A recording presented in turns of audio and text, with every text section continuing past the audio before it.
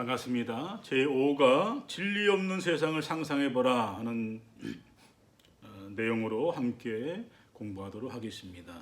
오늘은 진리에 대한 이야기를 함께 나누고자 합니다. 인간은 진리를 찾는 사람들이 있고 반면에 진리를 잃어버린 사람들이 있습니다. 인간은 의미를 찾는 사람들입니다. 그래서 세상은 우연과 필연이 함께 만들어내는 역동적인 드라마이지요. 그래서 인간은 자신의 힘과 지혜로 인생의 중요한 문제를 판단하고 대비하면서 살지만 우연히 다가오는 삶의 차원들을 만날 때는 아무것도 할 수 없는 자신을 발견하면서 당혹스러워하지요. 인간이 할 수 있는 일은 뭐냐?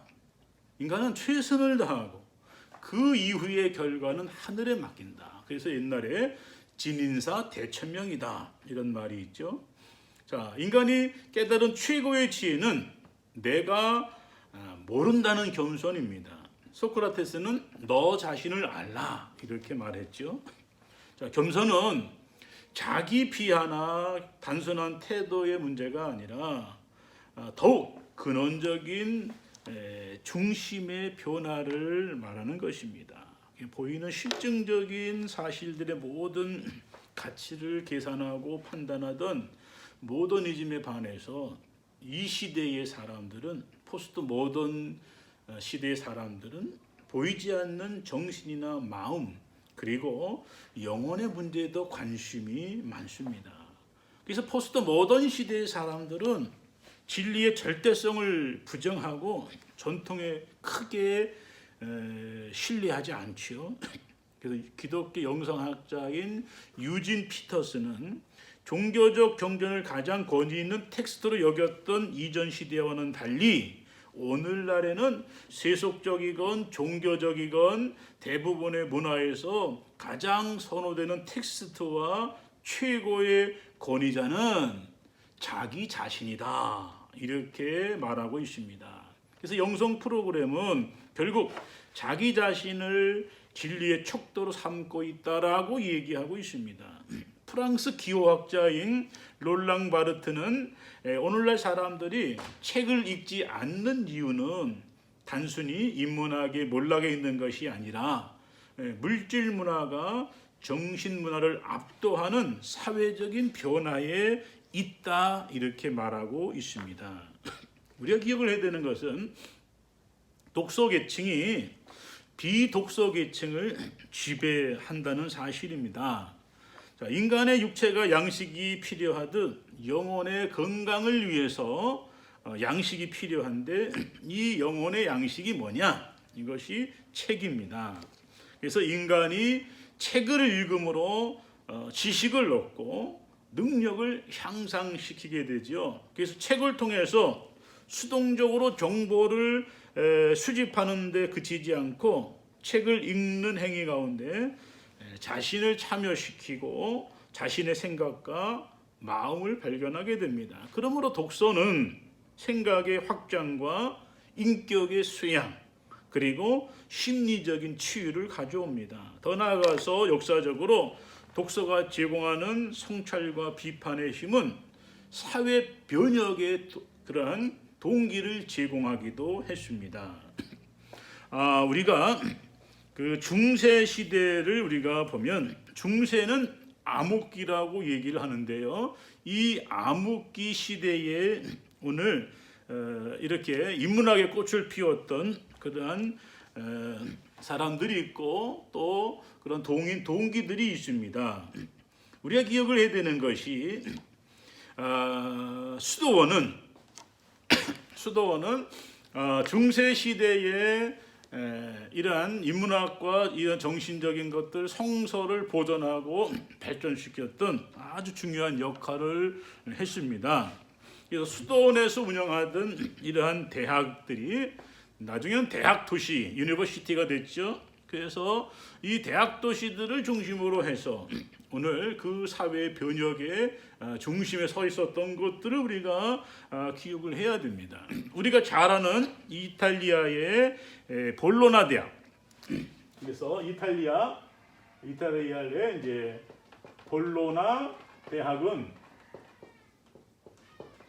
볼로나 대학은 법학 도시죠. 법학 도시가 됩니다. 그리고 파리 대학은 신학과 철학의 도시가 되는 신학 그리고 철학의 도시가 되죠. 그리고 남이탈리아의 살레르노 대학은 의학의 도시죠. 그다음 영국의 유명한 옥스퍼드, 옥스퍼드나 캠브리지 이런 대학들이 오늘 유명한 대학 도시들입니다. 그래서 이 대학을 중심으로 이런 도시가 확장되었죠. 그래서 이 대학 도시 자치권을 인정하게 되고 고전 문화를 계승하게 되고 자유로운 학문을 연구하게 되는 그러한 기관들을 중심으로 해서 오늘 이 힘이 문예 부흥을 일으키게 되는 것이죠. 이러한 대학들은요 다 중세의 수도원에서 이제 운영하던 대학들이 이제 유니버시티가 된 것이죠. 그리고 이러한 대학 도시들을 중심으로 해서 이러한 학문이나 신학과 학문들 이런 것들이 이제 발달하게 되고, 자 그래서 새로운 계급인 시민 계급이 생기고 이러한 욕구들이 생기고 이러한 사람들이 신분을 상승하기 위해서 이제 돈을 갖고 있는 사람들이 이런 신분 상승을 이제 위해서 이제 대학에 들어가 공부하게 되죠. 대학에 들어가서 공부를 하게 되는데 중요한 것은 이러한 이제 대학에서 이제 이런 책을 이제 필요로 하잖아요. 교재를 필요하게 되고 이 책을 만들어내는 대량 생산. 그래서 대학은요 이 책을 인쇄를 한 책들을 대량 이제 소비를 하게 되죠. 그럼 이것을 이제 생산할 때에 생산하는 이제 기술이 있어야 되죠. 생산의 기술. 그것이 이제 우리가 계속해서 논의한 대로 오늘 1425년에 구텐베르그에 의해서 인쇄술이 이제 금속활자가 발명된 것이죠. 그렇게 됨으로 인해서 인쇄혁명은 책을 대량으로 생산을 하게 되고 이 책의 제작과 이 보급에 이제 근본적인 변화가 일어나게 됩니다. 그래서 독서 인구, 자, 이 대학을 중심으로 한 이제 독서 인구가 늘어나게 되죠.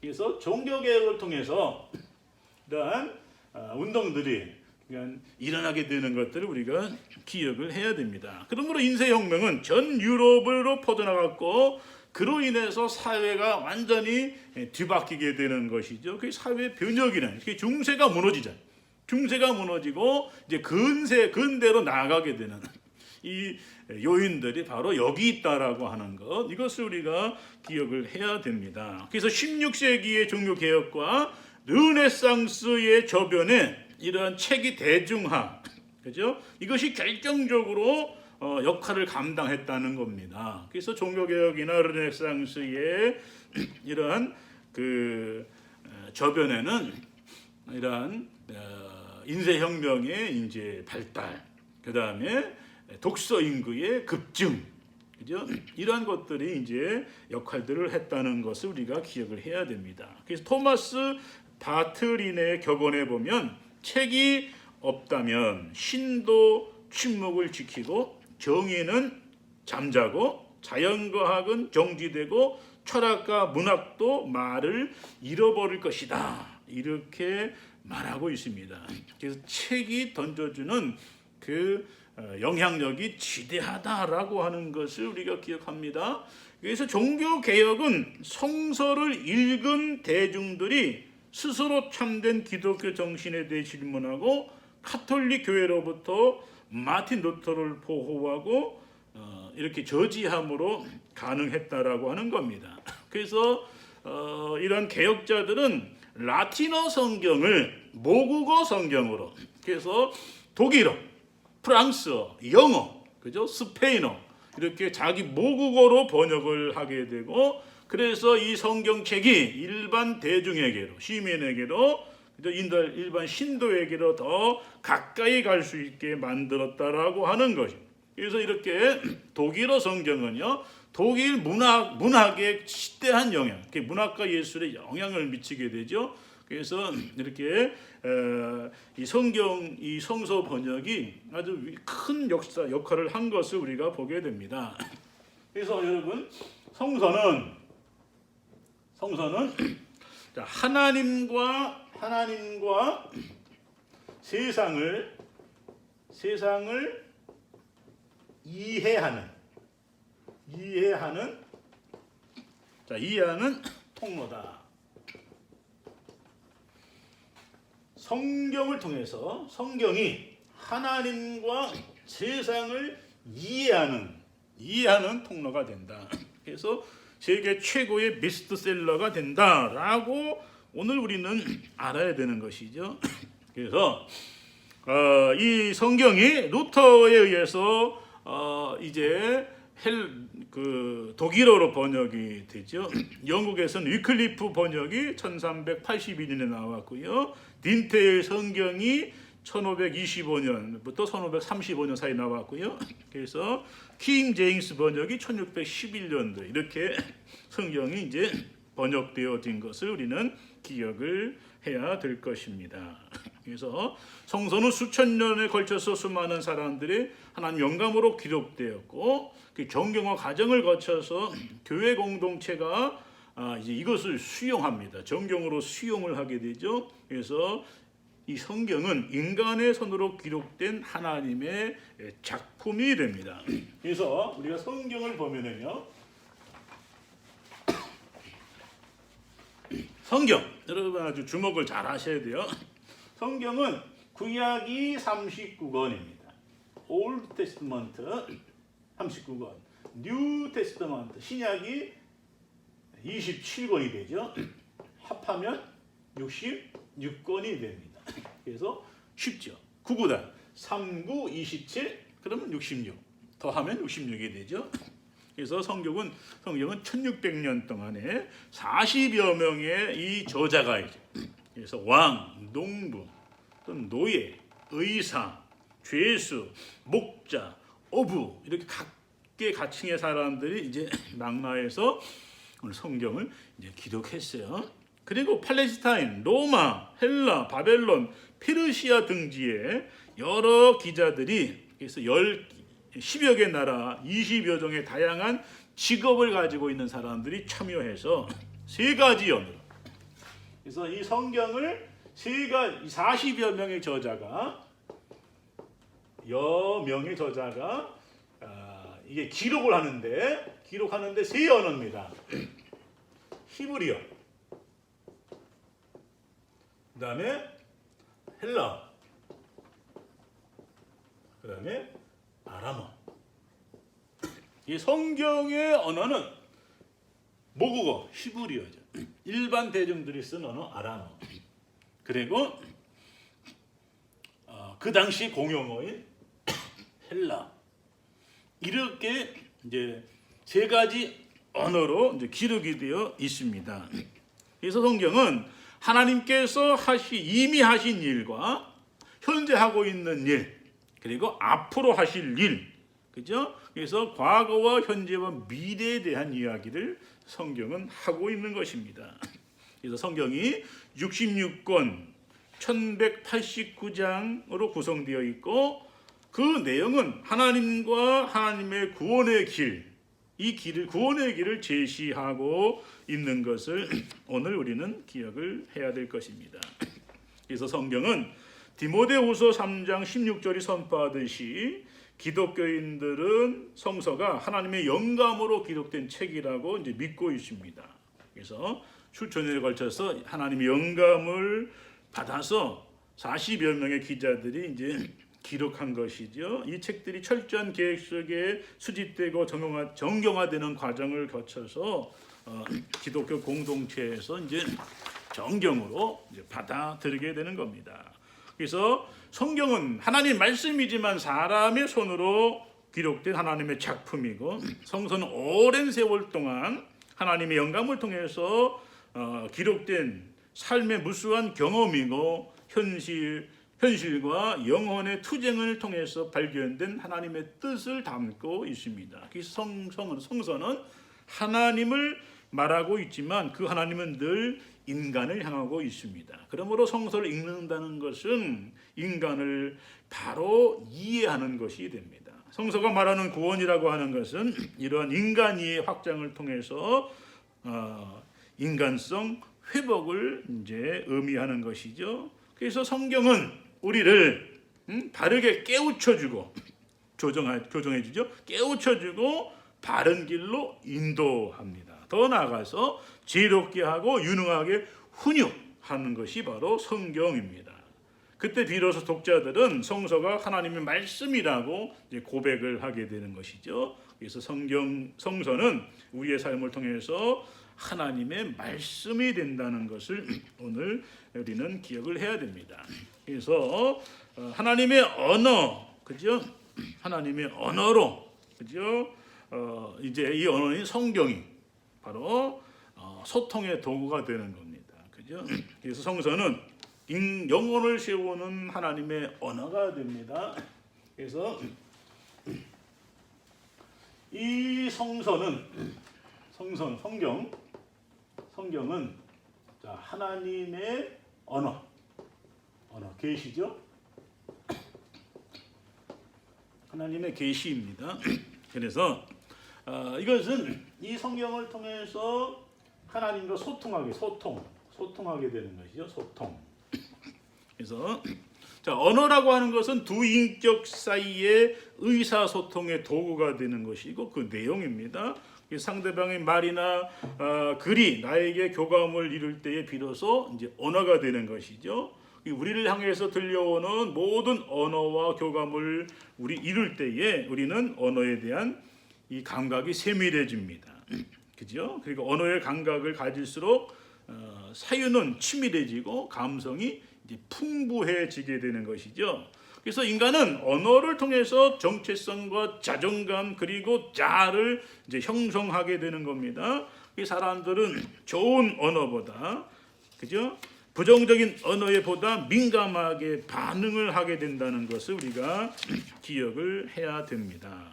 그래서 우리를 향하여 들려오고 있는 여러 말들, 그죠? 모든 언어와 교감을 이루어야 되는 것이죠. 그래서 오늘 우리는 기억을 해야 되는 것이 우리들의 언어가 더 풍성해지도록, 그죠? 이렇게 해야 되는 거, 훈련해야 된다는 거죠.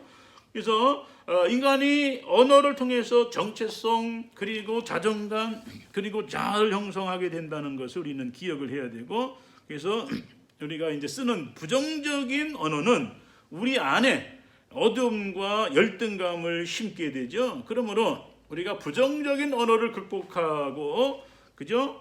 이것을 면역력을 이제 키워야 됩니다. 그래서 좋은 언어를 써야 되는 것이죠. 그래서 이 좋은 언어를 흡수할 때 우리 영혼의 면역력이 생긴다, 자란다는 것이죠. 그래서 좋은 책도 읽고 좋은 강좌도 듣고 지혜 있는 사람과 대화도 나누는 것, 그죠? 그것이 우리가 좋은 언어를 접할 수 있는 기회가 되는 겁니다. 이 먼 솔로몬이 세계에서 아주 지혜로 유명한 왕이 됐을 때에 먼 거리 에티오피아 여왕이 오늘 솔로몬의 지혜를 듣기 위해서 이제 찾아온 거예요. 공부하기 위해서. 그런 수고와 열정 이런 것들이 이제 필요하다는 겁니다. 그래서 우리 영혼은 하나님의 언어를 만날 때에 궁극적인 내면의 건강을 얻게 됩니다. 종교적으로 하나님의 언어를 통해서 우리 영혼이 생명을 얻게 되지요. 하나님의 언어 속에 우리 인생들을 향한 하나님의 뜻과 지혜 그리고 사랑이 담겨져 있습니다. 그래서 하나님의 언어, 이 텍스트는 뭐냐? 성경이다. 이 성경 안에 다양한 시대 환경에 살았던 인물들이 등장하고 이들은 특별 계시를 통해서 하나님의 언어를 접했고 이후에 자신의 시야에 새로운 세계가 펼쳐지고 새로운 목적을 가지고 살아가는 변화된 삶의 이야기들을 우리에게 들려주고 있는 것이죠. 그래서 하나님의 언어는 우리에게 새로운 자아를 창조하고 우리의 미래를 채우는 하나님의 선물이 되는 겁니다. 그래서 우리가 하나님의 언어를 만날 때, 성경을 만날 때 이전과 다른 생각과 꿈을 품고 새로운 삶을 살게 된. 그래서 우리가 성경, 이 계시된 성경을 우리가 만날 때에 새로운 사람으로 이제 변화가 된다 하는 것을 말씀하고 있는 것이죠. 그래서 여러분, 성경은 미화되고 치장된 것이 아닙니다. 성서는 정직하게 인간의 죄악과 모순을 다 드러내고 있어요.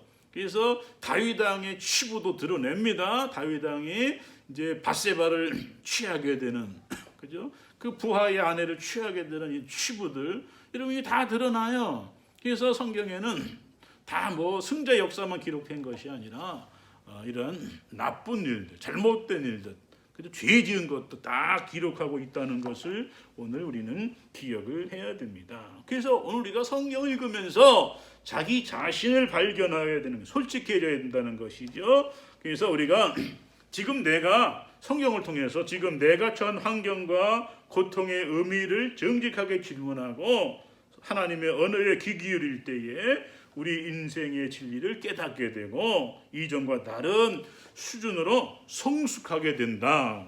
그래서 성경은 우리 인생들을 바른 길로, 새로운 길로 변화된 새로운 길로 인도하는 것이죠. 그래서 성경은 우리들의 삶을 새롭게 하기 때문에 우리는 성경을 읽어야 되는 겁니다. 그래서 성서를 읽으며 하나님의 뜻과 마음을 깨닫게 되면 그 말씀을 통해서 자신과 세상을 이제 해석하게 되죠. 더 나아가 새로운 삶의 변혁이 따라오게 된다는 것을 우리는 알아야 되는 겁니다. 성서를 읽는 궁극적인 목적이 뭐냐? 성서를 통해서 나를 발견하고 나의 삶에 성서의 교훈을 적용시키는 거예요. 성경을 읽음으로 자신을 보는. 그래서 거울로 이렇게 보듯이요. 성경을 통해서 자기를 깨닫게 되는 것이고, 그리고 내 삶에 이 말씀을 내 삶에 실체화시키는 것이죠. 그 말씀대로 살아가는 겁니다. 그러므로 창의적인 독서는 남의 생각을 수동적으로 받아들이는 과정이 아니라 독서를 통해서 자신을 만들어가는 것이죠. 그래서 이 하나님의 언어로 기록된 이 하나님의 이 말씀을, 그죠? 우리가 그것을 읽고 받아들임으로 인해서 자기를 발견하고, 그죠? 자기의 삶을 변화시키는 이 과정들을 이제 우리가 성경을 통해서 해야 된다 하는 것이죠. 그래서 인쇄된 문자와 문자 사이에 여백이 있잖아요. 문자와 문자 사이 여백들. 이 여백에는 저자의 생각이 숨겨져 있어요. 그 책을 읽는 독자들, 이 독자들이 생각도 숨겨져 있는 거예요. 그걸 이제 발견해내는 것이죠. 창의적인 독서는 문자의 기호 해석을, 문자적인 해석을 그저 넘어서 자신을 해석하는 것이죠. 또한 단어가 만들어내는 이 정서적인 공간 사이에서 세계가 재창조되는 경험도 우리가 할 수가 있는 겁니다. 성서를 읽는 독자, 이 독자가 그 텍스트, 성경에 창조적으로 참여하는 과정이 독서예요. 그 과정에서 즐거움을 깨닫게 되고, 그죠? 영혼이 깨닫게 되는 영혼의 순례 과정이 바로 성경을 읽는 것이다 하는 겁니다. 그래서 이 성서를 읽는 것이 대단히 중요한 겁니다. 성서는 기록된 문자들의 1차적인 그러한 의미를 기호로 해석하는 것이 아니다 하는 거예요. 하나님의 계시가 인간의 언어로 기록되고 번역된 이 성서의 내용은 평면적 2차원 문자로 이루어져 있습니다. 그러면 그 문자들을 가리키는 사건과 교훈들을 3차원적인 실제 상황으로 압축하는데 독자는 문자를 통해서 실제 사건과 상황을 재구성하는 입체적인 상상력이 필요한 것이죠. 더 나아가서 이 3차원을 초월한 하나님의 영적인 메시지, 이 메시지를 담고 있는데 이를 이제 해석하고 적용하려면 성령님의 도움이 필요한 것이죠. 여러분, 가장 불행한 독자는 인쇄된 문자 외에는 다른 것을 읽지 못하는 사람들이에요. 보이는 언어뿐만 아니라 보이지 않는 그런 많은 시간과 공간, 그리고 인물들의 감정과 심리, 그 상황을 재현할 때에 성서의 문자들이 꿈틀거리는 삶의 역동성을 봐야 되는 것이죠. 그래서 우리가 그 책을 읽고 그냥 끝나는 것이 아니라 그 책을 통해서, 그죠? 그 책이 던져주는 메시지들 읽어야 되는데, 우리가 어떠한 마음으로, 어떠한 눈으로 보느냐에 따라서 다 해석이 달라요. 성경이 우리에게 주는 성경이 똑같은 내용이지만 그 성경을 읽는 사람에 따라서 어떤 사람은 구원도 받고 구원의 길을 발견하기도 하고, 어떤 사람은 아무런 감정도 없고 느낌도 없어요. 여러분, 성경을 정치가의 눈으로 읽을 때 그 안에서 정치적인 그러한 상황들을 발견하게 되고 자기를 이제 도움을 받고 성숙시키는 그런 경제학자가 이제 사업가가 성경을 보면서 자기의 어떠한 그 사업적인 마인드를 이제 다시 갖게 되는. 성경은요, 각자가 읽는 사람에 따라서 다양한 해석들을 이제 가져오게 되고, 또 그 성경이 그들의 삶을 이제 움직이죠. 바꾸는 힘이 있다는 것이죠. 그래서 오늘 우리는 성경을 이제 우리가 읽어야 되고, 그 성경을 통해서 우리가 이제 잘 읽는 훈련들, 독서하는 훈련들을 해야 돼요. 그래서 독서 훈련을 통해서 창의성과 스토리텔링의 능력을 키워야 됩니다. 거룩한 독서를 통해서 하나님의 진리를 깨닫는 수련을 해야 돼요. 그래서 오늘 이 성경을 읽는 이 훈련들, 이런 훈련들이 아주 필요하다. 그래서 여러분, 이 독서 훈련이 창의성과 스토리텔링의 능력을 키운다라고 하는 것을 우리는 기억을 해야 되고, 그 성서를 읽고 그 가르침을 통해서 세상을 해석하는 그런 지혜를 우리가 가져야 된다는 겁니다. 이것을 우리는 기억을 해야 되죠. 그래서 성경을 읽는 동안에 성령이 우리 영혼을 이제 변화시켜 주지요. 그래서 성경이 이제 영감을 이제 우리들에게 불어넣어 주는데, 성경을 읽을 때 우리 마음을 열어 주시고 하나님의 메시지를 들려 주시고 계시의 정신을 우리에게 주셔서 깨닫게 하실 때에 감동이 일어나는. 이게 이제 이 성경을 읽는 독자가 성경을 읽을 때 그 하나님께서 이렇게 변화시켜 주신다라고 하는 거 오늘 우리는 기억을 해야 됩니다. 그래서 성경을 갈급한 마음으로 읽을 때에 그 안에서 생수를 얻게 되고 목마름을 이제 해결하기도 하는 것이죠. 그래서 이성적인 이해와 판단을 넘어서는 것으로 일반적인 독서의 기능을 초월하는 신비적인 체험을 하기도 합니다. 그래서 우리는 성서를 읽으면서 그 가르침을 통해서 세상을 해석해내는 그런 지혜를 이제 얻게 되는 거죠. 그래서 우리는 일상의 지식과 깨달음을 통해서 성경의 가르침과 연관시키고 성경적 가치관을 통해서 해석하고 활용하는 것입니다. 자, 유대인들은 종교 공동체를 형성했어요. 이 경제와 문화 그리고 학문에 압도적인 그러한 영향력을 보이고 있습니다. 이 유대인들이 여러분 세계에서 가장 많은 그러한 노벨 문학상이라든지 노벨상을 이제 휩쓸잖아요. 근데 여러분 거기에는 휩쓸 만한 이유가 다 있습니다. 유대인들은 어려서부터 이 토라를 정신과 마음에 새기고 있습니다. 이 말씀은 단지 종교 생활만을 위한 텍스트가 아니라 이를 통해서 세상의 모든 학문과 시대 흐름의 시대를 해석하는 것이죠. 그래서 유대인의 탁월한 이면에는 하나님의 말씀이 있다 하는 겁니다.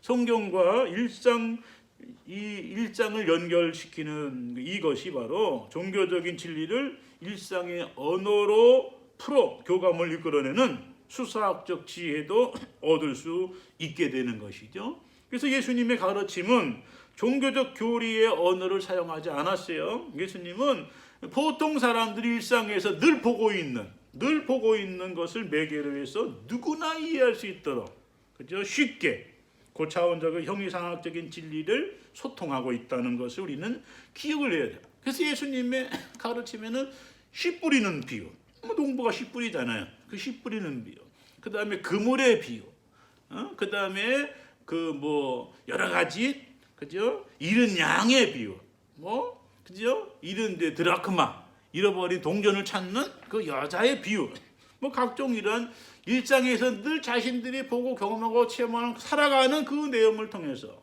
일상을 통해서 이 말씀을 하고 있는 것이죠. 그래서 예수님은 일상 속에서 우리가 보는 것들을 통해서 진리를 말씀하고 있습니다. 이 진리는 하나님의 언어지요. 하나님은 인간과 교감을 나누기 위해서 이 성경을 통해서, 그렇죠? 우리 일상을 통해서 말을 걸어오고 계시죠. 그래서 여러분, 우리가 이 성경을 통해서 하나님의 뜻이 무엇인지를 우리가 밝히 이제 알아야 되는 것이죠. 그래서 유진 피터스는 현대인들은 이야기보다 과학적 혹은 사상적이라 불리우는 비인격적인 정보를 모으는데 치중하면서 그 정보를 해석해 달라고 전문가들의 자문을 구하고 있다, 이렇게 말을 하고 있습니다. 하지만 인간은 정보나 공식 그리고 개념으로 축소될 수 있는 인격적인 관계 속에 살아가는 사람들이죠. 따라서 자기의 삶과 영혼을 회복시켜주는 최선의 언어 수단은 이야기이며, 성경의 대부분은 이러한 구체적 이야기 형식으로 기록되어 있다라고 하는 것을 알아요.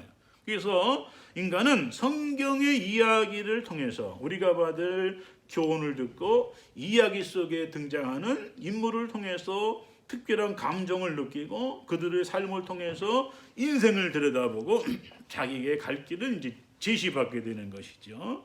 그래서 이러한 성경 읽기, 성경을 이제 통해서 독서 훈련을 하고 여백에 담겨진 뜻도 해석해내고 하는 이런 훈련들이 참으로 필요하다. 그래서 이제 성서가 안내하는 상상력의 세계를 우리가 이제 들여다 봐야 되죠. 여러분, 성경에 나와 있는 그 신학적 이야기들은 역사성과 과학을 신봉하는 현대인들에게는 참 받아들이기 힘든 이야기가 되어 있죠. 그래서 객관적인 그러한 사실만이 가치가 있다고 생각하고 있는 현대 문명의 빈약한 상상력으로는 성경을 바라볼 수 없습니다. 현실에 종속되고 물질의 노예가 된 현대인들에게 성경 이야기는 수용 불가능한 이야기죠. 그죠? 그래서 성경을 통해서 우리는 믿음으로 모든 것을, 모든 현실을, 그죠? 모든 것들을 이제 바라보는 거죠. 그래서 인간의 지각을 초월하는 보이지 않는 하나님의 분명한 현존, 그리고 그분을 신뢰하면서 현실을 극복하고 사는 그런 지혜들을 우리가 성경을 통해서 배우게 된다는 것입니다. 그죠? 이것을 우리는 기억을 해야 될 겁니다. 그래서 오늘 진보주의자 학자인 진중권 교수가 구약 성서에 나오는 이야기에 대해서 구약 성서의 상상력은 인간이 쓴 그 어떤 동화나 소설보다 더 풍성하다. 나는 이 사기가, 이 진중권은 이제 성경을 사기라고 얘기하는데, 이 사기가 아이들의 정신 형성에 매우 중요한 역할을 한다고 믿는다. 좀 역설이죠. 종교를 갖지 않는 사람들도 자녀들에게 성서를 가르칠 것을 권한다. 성경의 상상력을 뛰어넘는 텍스트를 이제까지 보지 못했기 때문이다. 이렇게 진중권 교수가 얘기하고 있습니다.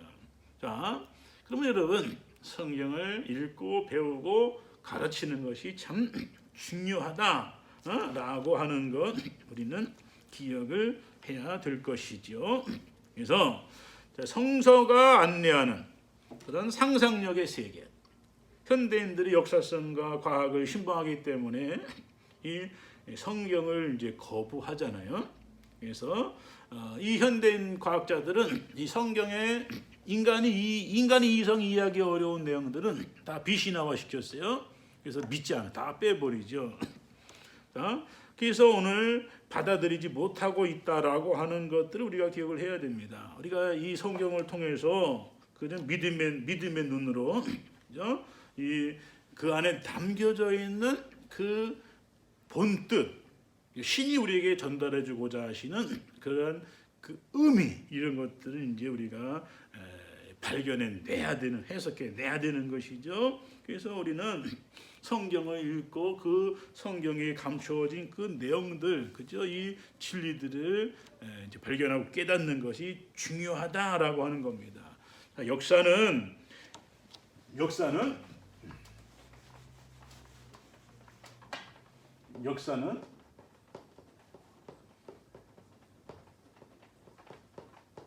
꿈꾸는 이런 자들을 통해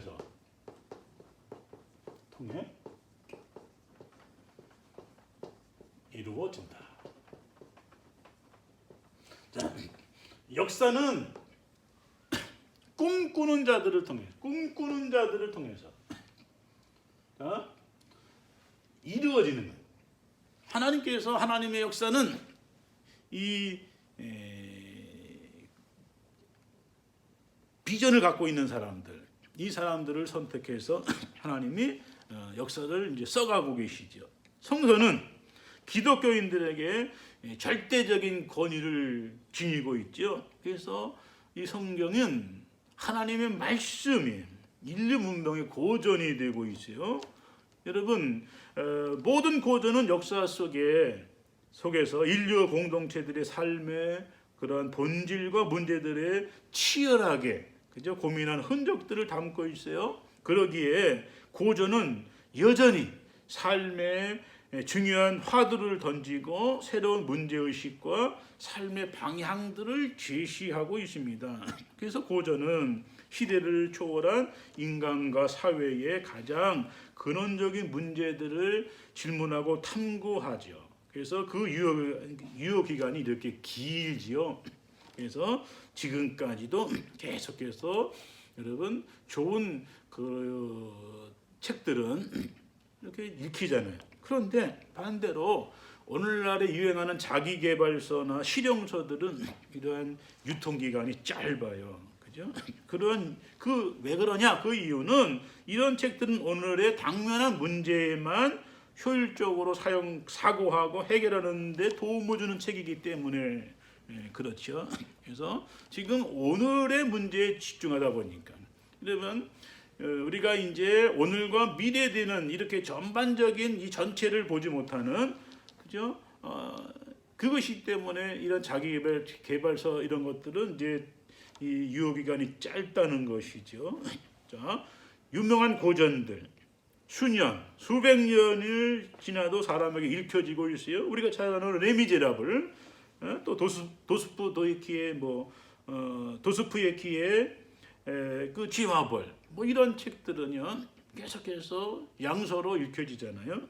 그러므로 고전은 과거의 유산이 아니라 여러 미래의 사람들이 읽을 책이 되는 겁니다.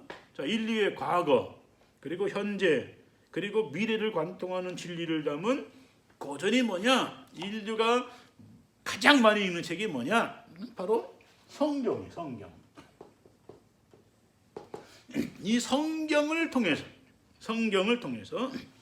우리가 하나님이 우리에게 주시고자 하는 음성을 이제 들어야 돼요.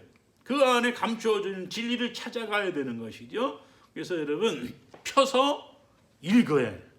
성경은 그냥 소유하는 것이 아니라 펴서 읽어야 해요. 읽을 때에 그 글자 속에, 그 여백 속에 담겨진 그러한 뜻과 의미들을 이제 우리가 깨닫게 되고, 그 진리가 우리를 자유케 하고 그 진리를 따라갈 때에 거기에 행복과 거기에 감사와 거기에 기쁨이 있다는 거죠. 우리가 이 성경을 읽을 때에 우리 영혼이 목마르게 찾고자 하는 진리를 찾게 되는 겁니다. 인류는 하나님의 뜻과 언약을 담고 있는 성경의 귀를 기울여야 돼요. 자신의 삶의 정체성, 그리고 목적, 그리고 방향을 찾는 진리의 순례 하게 되는 것이죠. 그래서 이 진리의 순례를 우리가 잘함으로 여러분 자기의 인생의 의미를 우리가 되찾고 우리가 바른 길을 가야 되는 거예요. 이 성경이 세계 가장 많은 사람들이 읽는 이유가 바로 이 진리의 길을 찾는, 진리를 찾아가는, 그죠? 이 순례를, 영혼의 순례를 하는 거예요. 그래서 우리가 이것을 이제 발견한, 그래서 여기서 이 뜻이 무엇인지, 의미가 무엇인지, 이 성경이 나에게 던져주는 그 의미를 찾는, 아주 그걸 찾는 사람이 성공하는 사람. 그것을 이제 이뤄가는 것이죠. 그래서 성경은 그냥 기록된, 그냥 언어로 기록된 말씀, 이게 아니라, 이것뿐만 아니라 그 기록된 말씀이 내 삶의 영향을, 내 삶을 바꾸는 거죠. 이제 변화를 일으키는 거예요. 한 예로 거짓말하지 말라. 그러면 이 하나님의 진리가 내 삶에 들어와서 나를 바꾸는 거예요. 그래서 이런 거짓말 밥 먹듯 하던 사람이 이제 거짓말을 이제 안 하게 되는 거예요. 바른 말, 참된 말, 좋은 말을 하게 되는, 이렇게 이제 바뀌어지는 거예요. 이런 바꿔지는 변화가 필요한. 여러분, 이러한 사람들이 한 사람, 두 사람 늘어날 때에 우리 사회는 참 아름다운 사회가 되는 것이죠. 그래서 오늘 이 성경이 사람들을 변화하고 바꿔나가는 이 힘이 있다 하는 것을 우리가 기억하면서, 오늘 진리가 없는 이 세상은 참 암울하잖아요. 암흑 세계인데 이 진리를 발견하고 이 진리를 따라 사는, 이 사회를 변혁시키는 여러분 그러한 사람들, 그러한 시민들, 그러한 우리 학우들이 되기를 원하고, 마지막 시대에 여러분이 이제 이 신이 부여해 준, 그죠? 그래서 여러분이 왜 태어났는가, 뭘 할 것인가, 내 직업은 무엇인가, 이 직업을 통해서 내가 어떠한 삶을 살 것인가, 추구할 것인가, 이러한 의미들을 찾아가는 시간 되기를 원하고, 이것을 좀 깊이 생각해 보시는 그러한 한 주간이 되기를 바라고, 여러분의 대학 생활이 되기를 바랍니다. 감사합니다. 한 주간 동안 코로나 조심하시고 우리 속히 대면할 수 있는 시간을 기대하면서 오늘 강의를 마치겠습니다. 감사합니다.